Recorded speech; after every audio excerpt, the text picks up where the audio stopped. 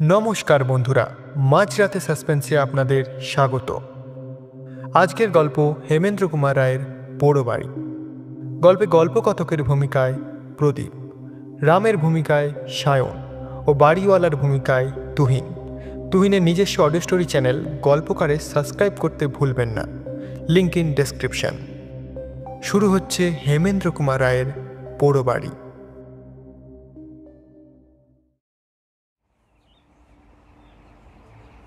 বাড়িওয়ালা বললে, হ্যাঁ মশাই, দাঙ্গার পর থেকে আমার এই বাড়িটা খালিই পড়ে আছে।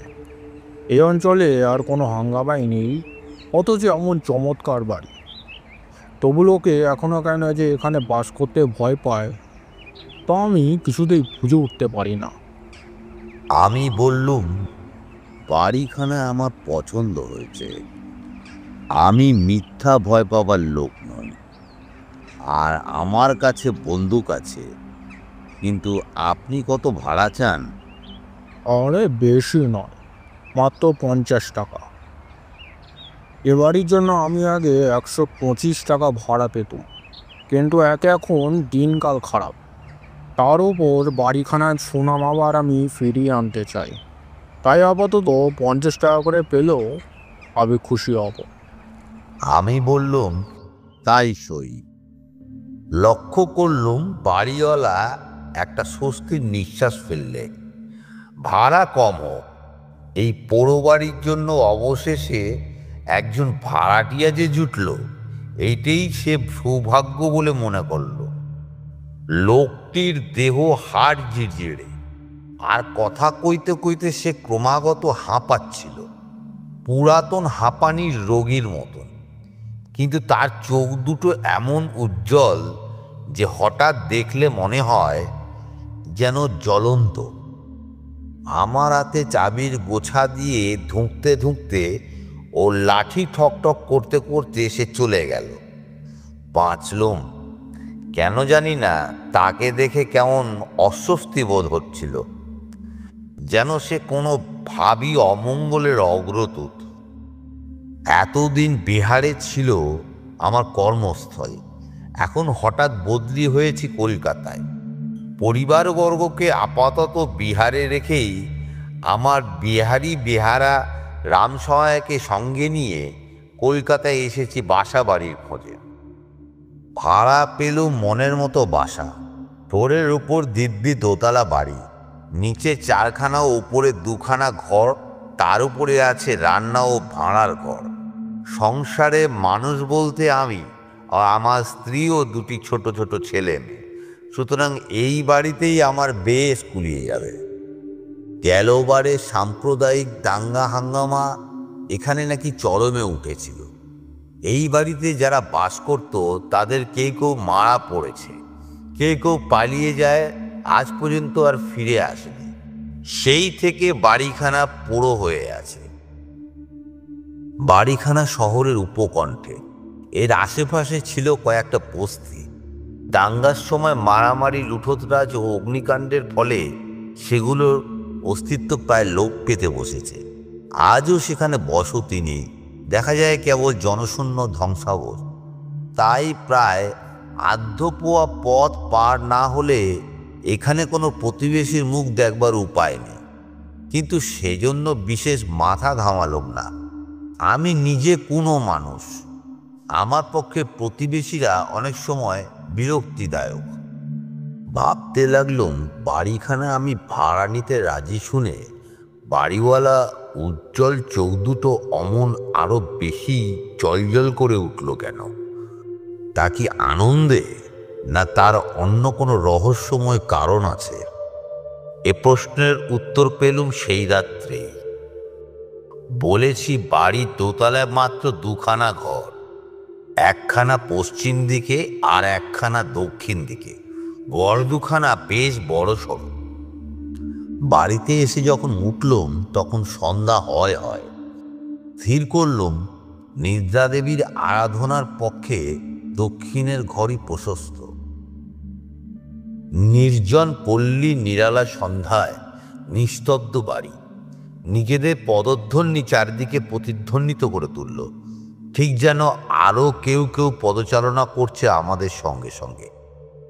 অনেক দিনের খাঁখা করা পোড়ো বাড়ি, এরকম ভ্রম হওয়া স্বাভাবিক। এই মিথ্যে ভ্রমটা মনের ভিতর থেকে মুছে ফেলবার চেষ্টা করলো, কিন্তু পারলুম না। বারবার তবু মনে হতে লাগলো এই বাড়িতে আমরা ছাড়া আরও কাদের অস্তিত্ব আছে। এখনো তারা অদৃশ্য, তবে যে কোনো মুহূর্তে হতে পারে দৃশ্যমান। আমি ভীরু নই, ভূত মানি না। ভূতের গল্প শুনেছি, কিন্তু ভূত কখনো দেখিনি এবং দেখব বলেও বিশ্বাসও করি না। হয়তো মানুষের মনের উপর কাজ করে কোনো কোনো স্থানকালের বিশেষত্ব। অসম্ভবকেও মনে হয় সম্ভবপর। নির্বাচিত ঘরে ঢুকে পড়লুম এক মুশকিলে। দক্ষিণ দিকে জানলা খুলে দিতেই মন উঠল শিউরে। পেলুম যেন কোনো গলিত বিতদের দুর্গন্ধ। নাকে কাপড় চাপা দিয়ে উঁকি মারলুম জানলার বাইরে। নিচেই রয়েছে পচা জলে ভরা একটা খানা।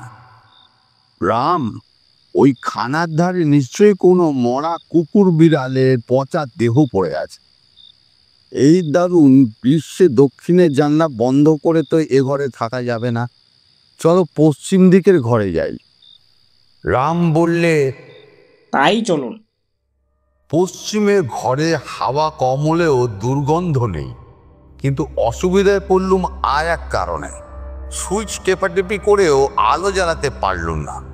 ইলেকট্রিকের তার কোথাও খারাপ হয়ে গিয়েছে।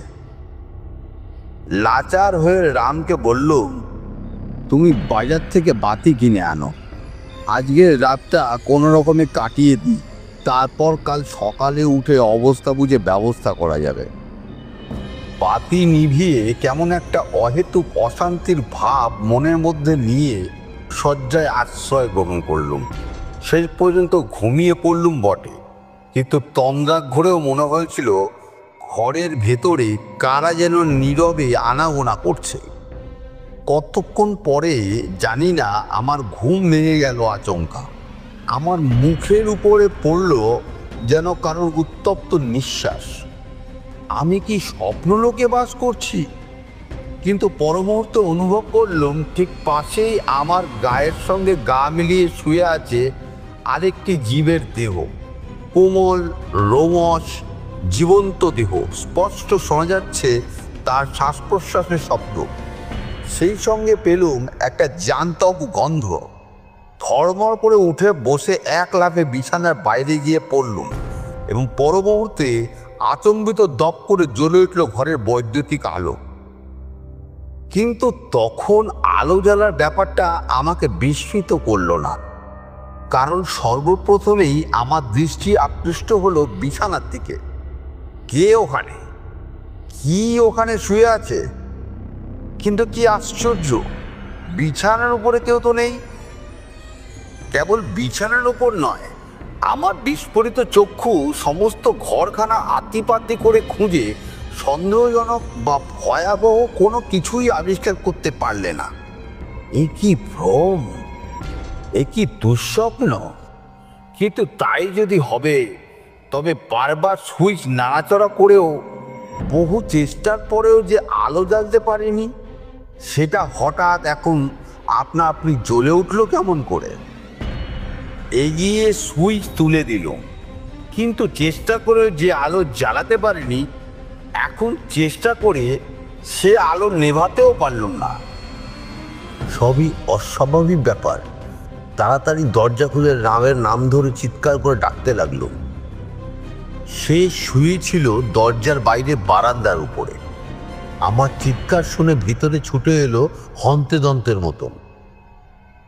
উত্তেজিত স্বরে বললুম, রাম, এতক্ষণ আমার বিছানার উপর কে শুয়েছিল?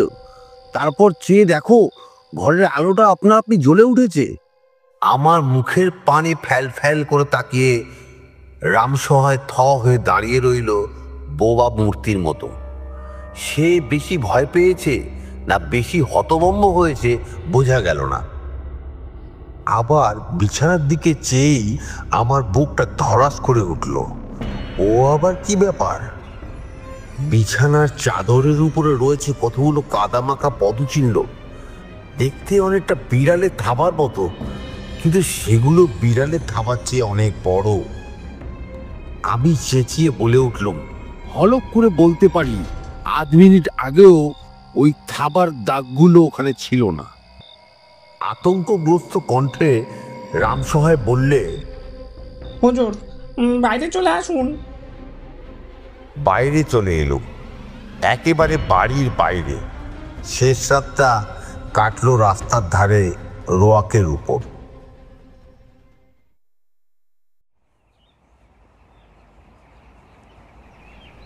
সকালে বাড়িওয়ালার সঙ্গে দেখা, সব কথা খুলে বললুম। বাড়িওয়ালা হাঁপের টান সামলাতে সামলাতে হাসবার চেষ্টা করে বললে, নিচেই ভয় পেয়েছেন। ঘরের ভেতরে ভাম এসেছিল, পাশের খানায় ভাম থাকে। কিন্তু সে বন্ধ ঘরের ভিতরে এলো কেমন করে?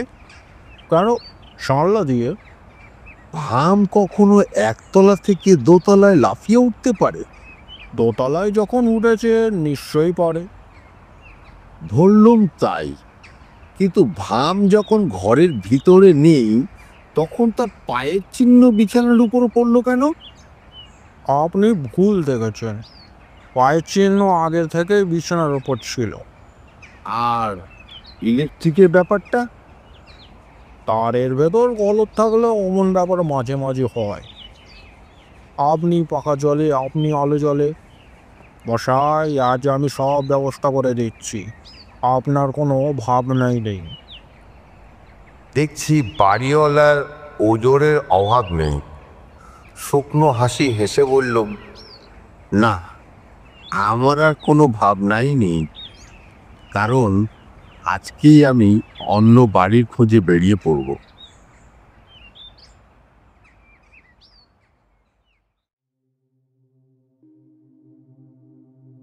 এতক্ষণ শুনছিলেন হেমেন্দ্র কুমার রায়ের পোড়ো বাড়ি।